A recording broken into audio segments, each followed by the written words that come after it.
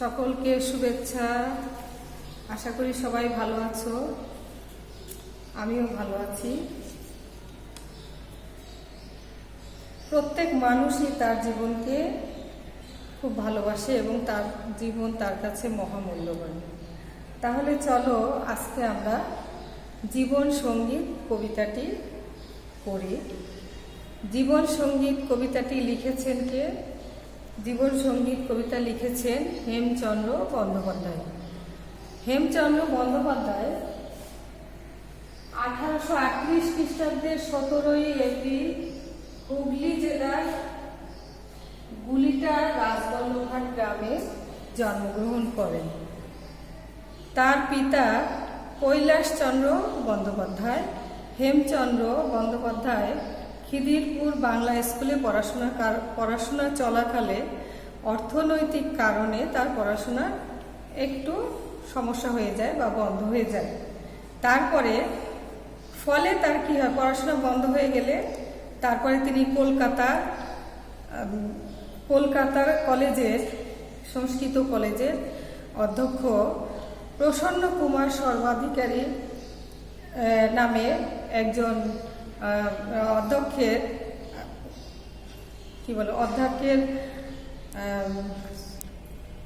আওতায় থেকে তিনি কি করেন, পড়াশোনার ইংরেজি শেখেন। পরবর্তীকালে তিনি হিন্দু কলেজের সিনিয়র স্কুল পরীক্ষায় উত্তীর্ণ হন। পরে তিনি 1859 খ্রিস্টাব্দে কলকাতা বিশ্ববিদ্যালয় থেকে স্নাতক ডিগ্রি লাভ করেন। কর্মজীবনে তিনি কি করেন, সরকারি চাকরি করেন, তারপরে স্কুল শিক্ষকতা করেন, আইন ব্যবসায়, পরিশেষে তিনি আইন ব্যবসায়ও নিয়োজিত ছিলেন। তার যে কবি মাইকেল মধুসূদন দত্তের যে পরে যে কাব্য রচনায় তিনি সবচেয়ে বেশি খ্যাতি অর্জন করেন। স্বদেশ প্রেমের অনুপ্রেরণায় তিনি বৃত্ত সংখ্যার মহাকাব্যটি রচনা করেন। এছাড়াও তার উল্লেখযোগ্য কাব্য প্রবন্ধগুলো হল চিন্তা তরঙ্গিনী, বীরবাহু, আশাকানন, ছায়াময়ী ইত্যাদি। তিনি 24শে মে 1903 খ্রিস্টাব্দে মৃত্যুবরণ করেন। আচ্ছা, তাহলে চলো আজকে আমরা যে জীবন সঙ্গীত কবিতাটি পড়ব, এই কবিতা থেকে আমরা কি শিখব, এই শিখন ফলটা সম্পর্কে আমরা জানি। মানব জীবনের তাৎপর্য ব্যাখ্যা করতে পারবে শিক্ষার্থীরা। তোমরা মানুষের জীবন যে ক্ষণস্থায়ী তা বলতে পারবে। মহান ও জ্ঞানী ব্যক্তিদের পথ অনুসরণ করার আগ্রহ সৃষ্টি হবে এবং সময়ের মূল্য সম্পর্কেও তাদের ধারণা থাকবে। আচ্ছা, তাহলে চলো আজকে আমরা এই যে কবিতায় কি আছে তা আমরা একটু পড়ি। তোমাদের দিয়ে তো পড়াতে পারলাম না, আমি পড়ে শোনাচ্ছি, তোমরাও খেয়াল করো এবং মনোযোগ দিয়ে শুনতে লাগো, শোনো এবং দেখো, বইটা খুলে একটু দেখতে লাগো। আচ্ছা, বলো না কাতর স্বরে, বৃথা জন্ম এ সংসারে, এ জীবন নিশার স্বপন, দ্বারা পুত্র পরিবার, তুমি কার কে তোমার, বলে জীব করোনা ক্রন্দন। এখানে কবি বলেছেন যে কাতর স্বরে তোমার জীবনে তুমি যে জন্মগ্রহণ করেছ এটা নিতান্তই বৃথা, আর এই জীবনটা নিশার স্বপন, এইটা তুমি মনে করো না। কারণ তুমি আর এটাও বলো না যে মানব জন্ম মানে আমি জন্মগ্রহণ করেছি এইটাই। এখানে বলছে মানব জনম সার এমন পাবে না আর, বাহ্য দৃশ্যে ভুলো না রে মন। বলেছে যে কবি এখানে বলেছেন যে বাহ্য দৃশ্যে, বাইরের যে চাকচিক্য, এতে যাতে মন না ভুলে থাকে, এই জন্য কবি এটা বলেছেন। কর যত্ন হবে জয়, জীবাত্মা অনিত্য নয়। তাহলে তোমার যে কাজটা তুমি করছো, এখানে বলছে জীবাত্মা অনিত্য নয়। তাহলে আমাদের যে জীবন, আমাদের মানুষ তো জন্মগ্রহণ করলে তো মানুষের মৃত্যু বরণ করতেই হবে, কিন্তু আত্মা, সেই আত্মাটা তো তোমার স্থায়ী, আত্মা তো তোমার মরে যায় না। সেই জন্য বলা হয়েছে যে জীবাত্মা অনিত্য নয়, ওহে জীব করো আকিঞ্চন, যে হে জীব মানুষ তোমরা বারবার চেষ্টা করো, যদি একটা কাজে তোমার সার্থকতা না আসে তাহলে তুমি বারবার চেষ্টা করে সেই কাজটাকে সফল করার চেষ্টা করো। করোনা সুখের আশ, করোনা দুঃখের ফাঁস, জীবনের উদ্দেশ্য তা নয়। মানে তুমি বারবার শুধু সুখের আশাই করবা তাহলে দুঃখই বাড়বে, তাহলে দুঃখের ফাঁসে পড়তে পারবে, তাহলে দুঃখই বাড়বে বারবার তুমি যদি শুধু সুখের আশা করো। কারণ সুখ ও দুঃখ ওতপ্রোতভাবে মানুষের সাথে জড়িত, এখানে যেমন সুখও আছে সেরকম পাশাপাশি দুঃখও আছে। তাহলে যেমন সুখও থাকতে পারে দুঃখও থাকতে পারে, সেই জন্য বলা হয়েছে করোনা সুখের আশ, করোনা দুঃখের ফাঁস, জীবনের উদ্দেশ্য তা নয়। জীবনের যে উদ্দেশ্য সেটা শুধু শুধু সুখ সুখ বলে জীবন কাটিয়ে দেবে, এটা তো জীবনের উদ্দেশ্য হতে পারে না।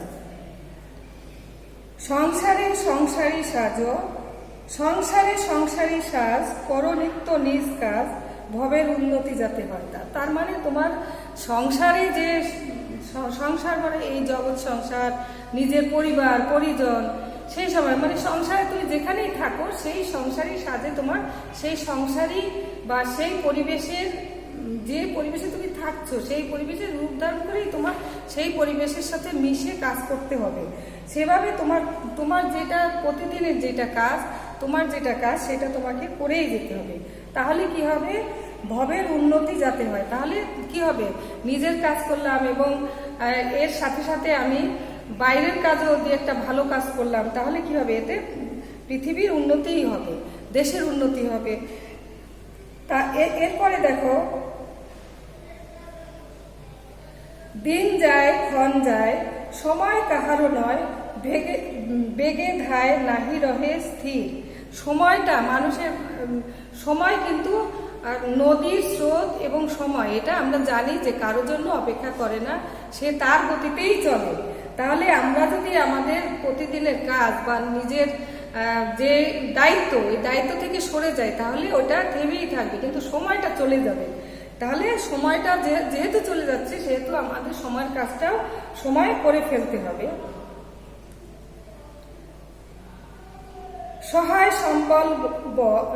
সম্পদ বল সকলই ঘুচায় কাল, আয়ু যেন শৈবালের নেই। তার মানে এখানে কি বলেছে যে যেহেতু মানুষের জীবন শৈবালের নেই, শৈবাল মানে একদম ছোট গুল্ম বা ছোট যে শৈবাল, সেই শৈবালটা কি মানুষের জীবনকে কবি শৈবালের নীল, যেমন শৈবালের উপরে যে শিশির বিন্দু পড়ে সেই শিশির বিন্দুটা হয় কি দিনের রাতে পড়লে ওটা সূর্য উঠতে উঠতে ওটা শুকিয়ে যায়, সে মানুষের জীবনটাকেও কবি সেরকম মনে করেছেন, সেই হিসেবে তুলে ধরেছেন যে না, মানুষের জীবনও খুবই অল্প ক্ষণস্থায়ী। আয়ু যেন শৈবালের নীল, শৈবালের নীলের সাথে আয়ুকে, মানুষের জীবনের আয়ুকে তুলনা করেছেন। সংসারে সমরাঙ্গনে যুদ্ধ করো দৃঢ়পণে, ভয়ে ভীত হয়েও না মানব। তার মানে তুমি কোনো কাজে তোমাকে ভয় পেলে হবে না, তোমার যেটা কাজ সেটা করতে হবে দৃঢ় মনোবল নিয়ে। সেইটা সংসার সমরাঙ্গনে মানে যুদ্ধক্ষেত্রে বলো আর সংসারে বলো, আর সংসারটাই একটা যুদ্ধক্ষেত্রের মতোই, সেখানে তোমাকে দৃঢ় মনোবল নিয়ে এটা তোমার চলতে হবে। এটা ভয় পেয়ে ভীত হয়ে তুমি পিছপা হলে তাহলে তোমার উদ্দেশ্য লক্ষ্য কিন্তু বিফলে যাবে। সেজন্য তোমাকে কাজ করেই যেতে হবে। তাহলে আমার কি বলো, কাজ করেই যেতে হবে, তাই না? তাহলে এখানে এরপরে দেখো আছে, করো যুদ্ধ বীর্যবান, যায় যাবে যাক প্রাণ, মহিমাই জগতের দুর্লভ। মানে তোমাকে যুদ্ধ এমনভাবে করতে হবে, শক্তি নিয়ে যুদ্ধ করতে হবে, তাতে তোমার প্রাণ চলে যায় যাক। তারপর তুমি তো তোমার জীবন তো ক্ষণস্থায়ী। এখানে আরেকটা কথা বলতে হয় যে মানুষের জীবনটা ক্ষণস্থায়ী। একটা প্রবাদ আছে, আমরা পড়েছি যে কীর্তিমানের মৃত্যু নেই। যে নাকি কোনো জিনিস, একটা জিনিস সৃষ্টি করে যায়, তার ওই কাজের মাধ্যমেই কিন্তু আমরা তাদেরকে মনে করি। যেমন আমরা কোনো কবি বা সাহিত্যিক, যেমন জীবনানন্দ দাশের কথা বলতে পারি। আমরা জীবনানন্দ দাশকে সরাসরি দেখিনি, যদিও ছবিতে দেখেছি, কিন্তু তার কবিতা পড়ে আমরা কিন্তু তাকে স্মরণ করছি। তাহলে কি তার কাজের মাধ্যমে আমরা তাকে স্মরণ করছি। এবার বিভিন্ন কবি আছেন, তার লেখার মাধ্যমে আমরা তাকে স্মরণ করছি। তার মানে তার লেখার মাধ্যমে তিনি, তার লেখার মধ্যেই তিনি বেঁচে আছেন, সেটাই বলা হয়েছে। মনোহর মূর্তি হেরে ওহে জীব অন্ধকারে ভবিষ্যতে করোনা নির্ভর। বলছে কি যে মনোহর মানে সুন্দর দৃশ্য দেখে তুমি অন্ধকারের দিকে নির্ভর করো না, তাহলে তোমার সর্বনাশ হয়ে যাবে। অতীত সুখের দিন কোনো আর ডেকে এনে চিন্তা করে হইও না কাতর। তোমার অতীতের দিনগুলো সুখের ছিল, হতেই পারে, তাই বলে ওই সুখের দিনকে মনে করে তুমি বর্তমানকে ভুলে গেলে তাহলে তো হবে না। তোমার অতীতকে মনে রাখলেই হবে না, কিছু কিছু ক্ষেত্রে অতীতকে ভুলে গেলেও হয় না, তবে অতীতকে বাদ দিয়ে তুমি বর্তমানে কিভাবে চলবা ওই দিকেই তোমার আগে ধ্যান দিতে হবে, ধ্যান এবং জ্ঞান দিতে হবে। এরপরে দেখো কবিতায় আরেক কবি আর কি বলেছেন। মহাজ্ঞানী মহাজন যে পথে করে গমন হয়েছে প্রাত স্মরণীয়, মানে যারা নাকি স্মরণীয় মহাজ্ঞানী মহাজন, যারা নাকি অনেক আমরা অতীত অভিজ্ঞতা বা অতীত ইতিহাস ঘাটলে যারা দেখি, যারা আজকে যারা স্মরণীয় বরণীয় হয়ে আছেন, তাদের ক্ষেত্রে আমরা কি তারা কিভাবে স্মরণীয় বরণীয় হয়ে আছেন। আবারও বলি এই লাইনটা আরেকবার শোনো। মহাজ্ঞানী মহাজন যে পথে করে গমন হয়েছে প্রাত স্মরণীয়, সেই পথ লক্ষ্য করে স্বীয় কীর্তি ধ্বজা ধরে আমরাও হব বরণীয়। মানে আমাদের যারা মহাজ্ঞানী মহাজন হয়েছিলেন, যারা যে কাজ করে, তারা কি কাজ করেছেন, যে আমরা ওইভাবে তাদের পথ অনুসরণ করতে হবে, যেন আমরাও ভালো কাজ করতে পারবো, ভালো কাজ করে যেন আমরাও স্মরণীয় এবং বরণীয় হতে পারি এই জগতের মাঝে। কবি এটাই চেয়েছেন আমাদের কাছে। তারপরে দেখো, সমর সাগর তীরে পদাঙ্ক অঙ্কিত করে আমরাও হব হে অমর। মানে আমরা তাদের পথ অনুসরণ করব, যারা নাকি সফল হয়েছেন, তাদের পথ অনুসরণ করে তাদের পায়ের চিহ্ন, সেই পায়ের চিহ্ন, চলার পথের চিহ্ন ধরে আমরাও পথ চলবো, তাদের পথ অনুসরণ করব, তাহলে আমরাও কিন্তু হতে পারবো যদি আমরা চেষ্টা করি। সেই চিহ্ন লক্ষ্য করে অন্য কোনো জন পরে যশোদ্বারে আসিবে সত্তর। তার মানে এখানে বলছে যে কৃত্রিময় যে মানে ওই যে পথ, আমি আগেই বলে ফেলেছি যে যারা আমরা যদি ভালো কাজ করি, মানে আমরা তো কারো পথ অনুসরণ করব, কিন্তু আমরা যদি কোনো ভালো কাজ করি তাহলে আমাদেরকেও আমরা যদি কৃত্রিমান হতে পারি, তাহলে আমাদেরকেও কেউ না কেউ অনুসরণ করবে, সেই পথে যাবে। তাহলে এই কথা বলেছেন কবি। করোনা মানবগণ বৃথা ক্ষয় এ জীবন সংসার সমরাঙ্গন মাঝে। বলছে কবি যে হে মানব, তোমাদের জীবনে তোমরা যে বৃথা সময়টা নষ্ট করো না, সময় নষ্ট করলে তো জীবন শেষই হয়ে যাবে। তাহলে এই সময়ে তোমার যেটা কাজ সেটা তুমি করে যাও। সংকল্প করেছ যাহা সাধন করহ তাহা রত হয়ে নিজ নিজ কাজে। মানে তোমার যেটা দায়িত্ব,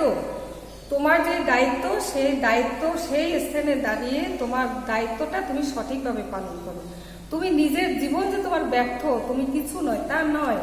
আমাদের জীবনটা ব্যর্থ হতেই পারে না, এই কথাই কবি বলেছেন। আমি আরেকটু তোমাদের এতক্ষণ আমি এটা পড়িয়ে জাস্ট বুঝিয়ে দিলাম, তারপরেও আমি এই কবিতার যে সার সংক্ষেপ কি ওইটা আমি আরও একবার তোমাদের বোঝার জন্য বলছি যে আমাদের জীবন কেবল স্বপ্ন নয়, আমাদের যে বেঁচে থাকার জন্য আমাদের এবং স্মরণীয় বরণীয় হওয়ার জন্য আমাদের অনেক কাজ করতে হবে। কাজে এই যে পৃথিবী, এই স্বপ্নময় রঙিন পৃথিবী বলে আমরা উড়িয়ে দিতে পারি না, তাই না? এই যে আমরা মনে করি স্ত্রী পুত্র কন্যা মানে পরিবর্গ এরা কিছুই নয়, এটা আসলে ঠিক না, এ কথা ভাবা ঠিক না। সবাই সবার জন্য করে। আমরা যে আমাদের যে জন্ম, এই যে জীবন, এটা কিন্তু অত্যন্ত মূল্যবান। এই জীবনকে আমরা মূল্যহীন বলে কাটাতে পারি না। মিথ্যা সুখকে কল্পনা করে দুঃখ বাড়ি কোনো লাভ নাই। তাহলে আমাদের জীবনের যে উদ্দেশ্য তো তা নয়, সৃষ্টিকর্তা আমাদের এই জন্য সৃষ্টি করেননি, নিশ্চয়ই কোনো না কোনো উদ্দেশ্যে, ভালো কাজের উদ্দেশ্যে আমাদের পাঠিয়েছেন, আমরা যেন সেই কাজগুলো করি। আর এই যে সংসার, এই যে সমাজ, এই সমাজ জীবনেও বাস করতে হলে আমাদের অনেক দায়িত্ব আছে, যার যার যে দায়িত্ব সেইটা যথাযথভাবে যেন আমরা পালন করতে পারি। কেননা বৈরাগ্য জীবনে কোনো সুখ নাই, আমাদের এই পরিবেশের মধ্যেই বেঁচে থাকতে হবে, যুদ্ধ করে সাহসী যোদ্ধার মতো আমাদের যোদ্ধা হয়ে আমাদের বেঁচে থাকতে হবে। তাহলে কবির এই কবিতাটা আমরা বুঝলাম, বুঝেছো সবাই? আচ্ছা, এই কবিতার তাহলে এই যে কবি হেমচন্দ্র বন্দ্যোপাধ্যায় এই কোথা থেকে নিয়েছে? এইটা মার্কিন কবি হেনরি ওয়ার্ডসওয়ার্থ লংফেলোর এ পাসাম অফ লাইফ নামে যে একটা কবিতা, ইংরেজি কবিতা, এই কবিতার মাত্র ভাব অনুবাদ করেছেন। ঠিক আছে, বুঝেছো সবাই? তাহলে চলো আমরা এই কবিতায় যে শব্দার্থগুলো পাই একটু শব্দার্থগুলো দেখি। যেমন দ্বারা মানে স্ত্রী, জীবাত্মা বলতে মানুষের আত্মা, অনিত্য অস্থায়ী, আকিঞ্চন মানে চেষ্টা করা বা আকাঙ্ক্ষা, বীর্যবান মানে শক্তিবান, ধ্বজা মানে পতাকা। আচ্ছা, তাহলে আমরা এই সবগুলোই আমরা মোটামুটি জানলাম। তারপরেও আমি যেটা তোমাদের বলতে চাচ্ছি, তোমরা যেহেতু এখন বাসায় আছো, সময়কে, এটা কবি কিন্তু বলেছেন, দিন যায় ক্ষণ যায়, সময় কাহারও নয়। সময় কিন্তু তোমার আর আমার জন্য, তোমার এই সঠিক সময়ের মধ্যে কাজ করে যেতে হবে। তাহলে কি করতে হবে? তোমাদের খুব ভালো করে পড়াশোনা করতে হবে, লাইন বাই লাইন পড়তে হবে। এবং এই কবি পরিস্থিতি থেকে অনেক সময় ছোট প্রশ্ন আসে, জ্ঞানমূলক আসে। আর সৃজনশীল ভালো করে জানতে হলে, মানে লিখতে হলে তোমার অবশ্যই খুব ভালো করে কবিতাটা পড়তে হবে। তাহলে তোমাদের দায়িত্ব থাকলো খুব ভালো করে কবিতাটা পড়বে। আর এরপরে আরেকটা দায়িত্ব হলো, তোমরা একটা বাড়ি কাজ করবে। যদি সুযোগ পাই স্কুল খোলার পরে, সেই বাড়ি কাজটা আমি অবশ্যই দেখে দিব। তোমরা তো খুব ভালো মেয়ে, আমি খুব পছন্দ করি তোমাদের। তাহলে কি বাড়ি কাজ দিতে পারি যে তুমি, মানে তোমার কাছে ভালো লাগে, মানে তুমি আদর্শ হিসাবে এমন একজন মানুষকে চেনো বা জানো, তোমার উপর ছেড়ে দিলাম, এরকম একজন আদর্শ মানুষের জীবনী সম্পর্কে সামান্য 10 লাইনে 10টা বাক্য তোমরা অবশ্যই বাড়িতে করবে। ঠিক আছে, তাহলে আজ আর নয়, ধন্যবাদ।